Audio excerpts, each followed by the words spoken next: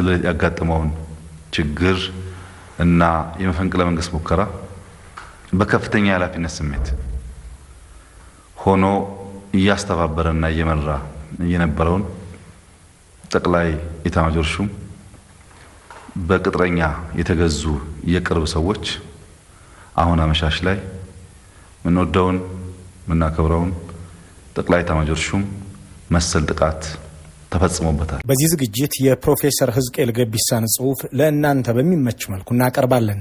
ጽሁፉ በኢትዮጵያ ውስጥ የተፈጸሙ የፖለቲካ ግድያዎችን የሚመለከት ነው።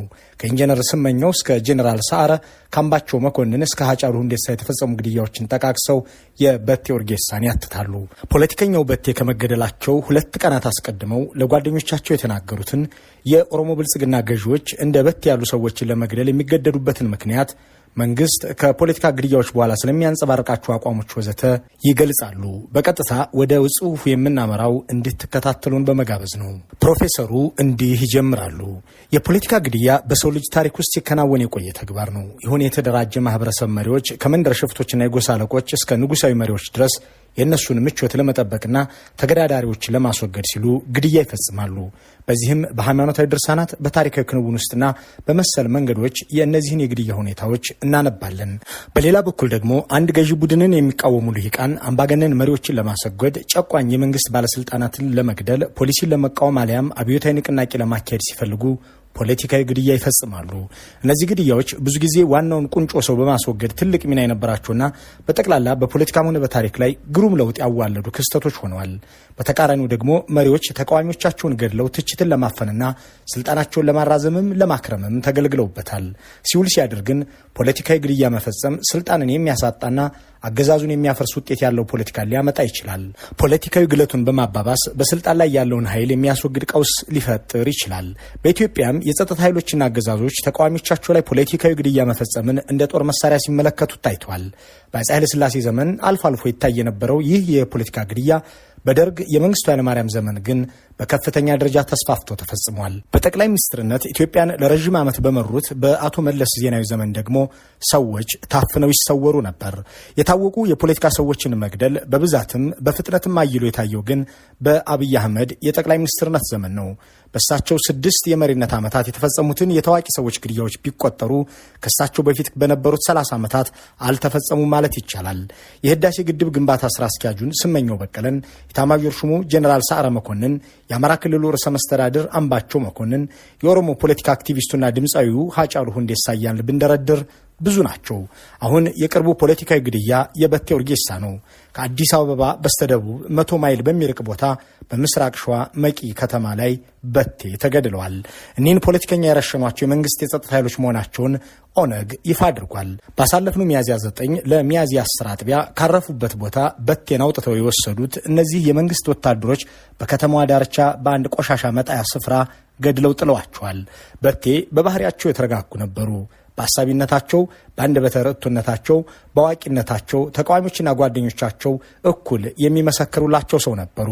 ኦነግና ኦፌኮ የሰብአዊ መብት ድርጅቶች ይህንን ጉዳይ በገለልተኛነት ይመረምሩት ዘንድ ጥሪ አቅርበዋል። ራሱ የኢትዮጵያ ሰብአዊ መብቶች ኮሚሽን የፌዴራሉና የኦሮሚያ መንግስት በፍጥነት ምርመራ ያካሂዱ ሲል ጠይቋል። የአውሮፓ ህብረትና አሜሪካም በግድያው ላይ ትኩረት ሰጥተው ባወጡት መግለጫ በዚህ የግድያ ዙሪት ውስጥ መቆየት እንደማይገባ ጠቁመው ምርመራና ተጠያቂነት መኖር አለበት ብለዋል። በአሜሪካ ሴኔት የውጭ ግንኙነት ኮሚቴ ሊቀመንበር የሆኑት ሴናተር ቤን ካሪድ ተአማኒነት ያለውና በገለልተኛነት የሚፈጸም ዓለም አቀፍ ምርመራ እንዲካሄድ የኢትዮጵያ ባለስልጣናት መፍቀድ አለባቸው ብለዋል። የብልጽግናው መንግስት ለእነዚህ ጥያቄዎችና ጩኸቶች ሁሉ ምላሽም ሆነ ጆሮ አልሰጠም እያለ የሚቀጥለው የፕሮፌሰር ህዝቅኤል ገቢሳ ጽሁፍ የጄኔራል ሰዓረ ባለቤት ኮሎኔል ጽጌ አለማየሁ በእንባ ታጅበው የባለቤታቸውን ግድያ በተመለከተ የሚካሄደው ምርመራ ላይ ያላቸውን ጥርጣሬ የተናገሩበትን ንግግር ያስታውሳል። በነገራችን ላይ የጄኔራል ሰዓረን ግድያ መርዶ የተናገሩት ጠቅላይ ሚኒስትሩ ቀለል አድርገውና ተራ ክስተት አስመስለው እንደነበር አይዘነጋም። በብዙ አገሮች አንድ ከፍተኛ የመንግስት ኃላፊ በየትኛውም መልኩ ህይወቱ ሲያልፍ የሚገለጽበት ፕሮቶኮል አለው። ጠቅላይ ሚኒስትር ወይም ፕሬዚዳንት ሲሞት በምክትሉ አሊያም ሌላ ሰው ሲሞት ደግሞ ራሱ የአገሩ መሪ መርዶውን ለህዝብ ይናገራሉ። አንዳንድ አገሮች ደግሞ የመንግስትን መግለጫ በመንግስት ሚዲያ በማስቀረብ መርዶን ይናገራሉ። ባሳለፍነው ሳምንት የኬንያው ኤታማዦር ሹም ሲሞቱ መርዶውን ለህዝብ የተናገሩት ፕሬዝዳንት ሩቶ ናቸው። የኤታማዦር ሹማቸውን አበርክቶ የሞተበትን ምክንያትና በቀጣይ ሊከናወን የሚችለውን ምርመራ ባጭሩ ገልጸው ማዘናቸውንም አስታውቀው መርዶውን አረዱ። ደንቡ እንዲህ ያለ ቢሆንም የኢትዮጵያው ጠቅላይ ሚኒስትር ግን የኤታማዦር ሹማቸውን ሞት እንደ ተራ ክስተት ጥቃት ተፈጽሞበታል ብለው ነበር ያለፉት። የምንወደውንና የምናከብረውን ኤታማዦር ሹም የምትለው ገለጻ እኔ የምወደውና የማከብረው ሰው ስለሆነ አንተ ገደልከው ብላችሁ እንዳትጠረጥሩኝ የሚል መልእክት ለማስተላለፍ ፈልገው ሊሆን ይችላል የሚለውን ግምት ይዘን ወደ ፕሮፌሰር ሕዝቅኤል ጽሑፍ እንመለስ።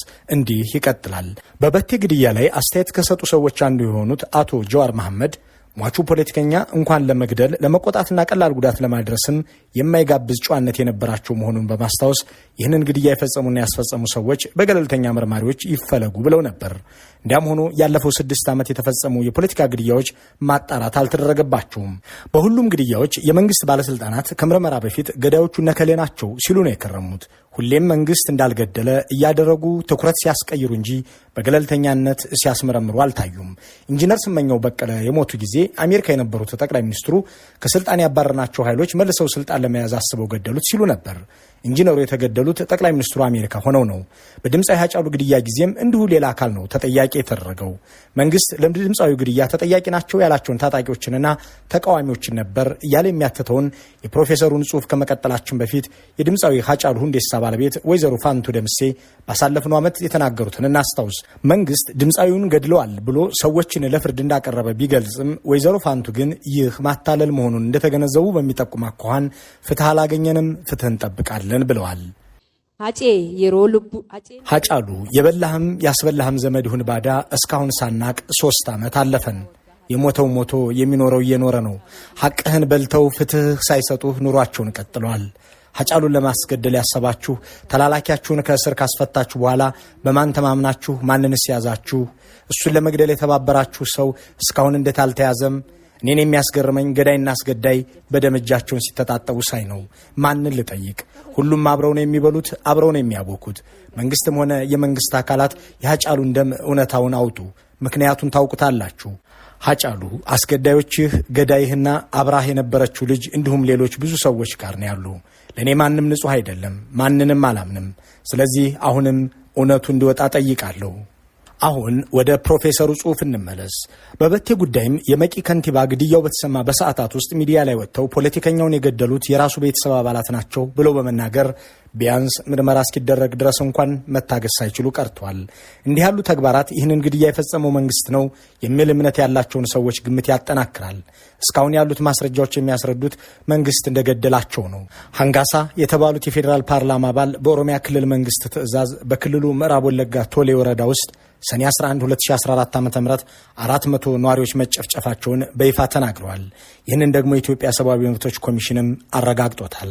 በህዳር 2014 ዓ.ም 14 የከረዩ አባገዳዎችን የጨፈጨፏቸው የመንግስት ወታደሮች መሆናቸውን ደግሞ ሮይተርስ አጋልጧል። ይህ ኮሬ ነገኛ የተባለው ገዳይ ስኳድ በኦሮሚያ ክልል ርዕሰ መስተዳድር የሚመራ መሆኑም በሪፖርቱ ላይ ይፋ ሆኗል። የበቴን ሁኔታ ስንመለከት ደግሞ የአገዳደል መንገዱና አይነቱ ከዚህም ቀጥሎ የስልክና ኢንተርኔት አገልግሎት በአካባቢው እንዲቋረጥ መደረጉ ሲታይ ይህንን መፈጸም የሚችለው መንግስት ብቻ መሆኑን ይጠቁመናል። በቴ ኡርጌሳ ከመገደላቸው 2 ቀናት አስቀድመው ለቅርብ ጓደኞቻቸው የጸጥታ ኃይሎች እየተከታተሏቸው እንደሆነ ተናግረዋል። በየሄዱበት ቦታ ሁሉ እነዚሁ የደህንነት ሰዎች አብረዋቸው እንደነበሩ ለጓደኞቻቸው አሳውቀዋል። በዕለተ ማክሰኞ ሚያዝያ 1 2016 ዓ.ም አቶ በቴ ወደ መቂ የሚወስዳቸው መኪና ውስጥ ተሳፈሩ። ምሽቱን በትውልድ አካባቢያቸው መቂ ለማሳለፍ ነበር ጉዟቸው። እንደደረሱም በአንድ ሆቴል ውስጥ አልጋ ያዙ። ከእኩለ ሌሊት በኋላ ግን የታጠቁ ሰዎች ወደ ሆቴላቸው ገቡና ወደ መግደያ ቄራው ወሰዷቸው። እነዚህ ሁሉ ሁኔታዎች በቴ ኡርጌሳን የገደላቸው ሌላ አካል ሳይሆን መንግስት ነው የሚለውን የሚያጠናክሩ እንጂ ሌላን የሚያስጠረጥሩ አይደሉም። የኦሮሚያ ብልጽግና ፓርቲ ሰዎች ስልጣናቸውን የሚተችና አገዛዛቸውን የሚሞግት የኦሮሞ ልጅ መኖር የለበትም የሚል ጽኑ እምነት አላቸው። ለዚህ ደግሞ የነበቴ ኦነግ ለአዲሱ የኦሮሞ ገዢ ልሂቅ ዕዳ እንደሆነ ይረዳሉ። አስገራሚው ነገር ከዚህ በፊት የህወሓት ሎሌና ተላላኪ ነበርን ብለው በአደባባይ በማመን ከኢህአዴግ ጋር የነበራቸውን ጋብቻ ተችተዋል። እንደ በቴ ያለውን ሐቀኛ የመርህና የእውቀት ሰው መግደል የሚነሳብንን ተቃውሞና ችግር ይቀንሳል ብለው አምነው ይሆናል። በቴ ሰዎችን የፖለቲካ ነፍስ በጥቅማ ጥቅም በመደለል መግዛት ይቻላል ብለው ለሚያምኑት የኦሮሞ ገዢ ልሂቃን የማይሸጥ ስብዕና ያላቸው መሆናቸውን አሳይተዋል። እነዚህ ገዢዎች በቴ ለጥቅማ ጥቅምና ለገንዘብ የማይለወጥ አቋም ያላቸው መሆናቸው ግራ አጋብቷቸው ነበር። በቴ ጥልቅ እሴቶች፣ መርሆችና ፖለቲካዊ ግልጸኝነት ብቻ ሳይሆን የሌሎችን ህመም የሚታመም የሰዎችን ማጣትም የሚያስጨንቀው እንዲሁም ለኦሮሞ ህዝብ ነጻነት ህይወቱን ለመስጠት የማይሰስት ሆኖ አልፏል።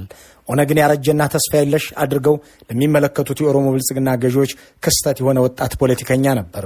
የብልጽግና ፓርቲ ከተቃዋሚዎች ውስጥ የፈቀዱትን በገንዘብ ለመግዛት ለመርሃቸው ተገዝተው አንሸጥም ያሉትን ደግሞ ለማስወገድ የሚከተላቸው ስልቶች ፖለቲካን ወደ ሸቀጥነትና ወደ ወታደራዊነት እንደለወጡት ይጠቁመናል።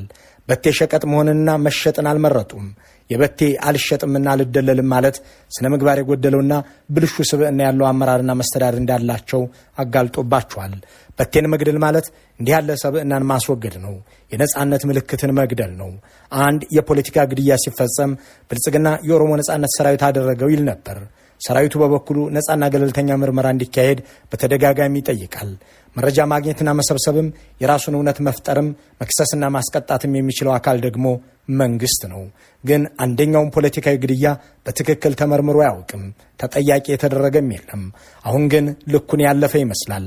መንግስት በሌሎች አካላት ላይ ጣቱን እየቀሰረ መቀጠል የለበትም። መንግስት የዜጎችን ደህንነት የመጠበቅም ሆነ ጥቃት አድራሾችን ለፍርድ የማቅረብ ችሎታ አለው ብሎ ማመን ከባድ ሊሆን ይችላል። አንድ መንግስት ዜጎቹን መታደግ ሲያቅተውና ግለሰቦች የደህንነት ችግር ሲገጥማቸው ዜጎች ራሳቸውን ለመከላከል ሊገደዱ ይችላሉ። ይህ ደግሞ ለሌላ አዲስ ቀውስና ብጥብጥ ይዳርጋል። አሁን ኢትዮጵያ የቀራት ነገር ሁሉም ከሁሉም ጋር የሚያደርገው ውጊያ ብቻ ነው። ይህ እንዳይሆን ነው መንግስት ዜጎቹን መጠበቅና ተጠያቂነትን ማስፈን ይገባዋል የሚባለው።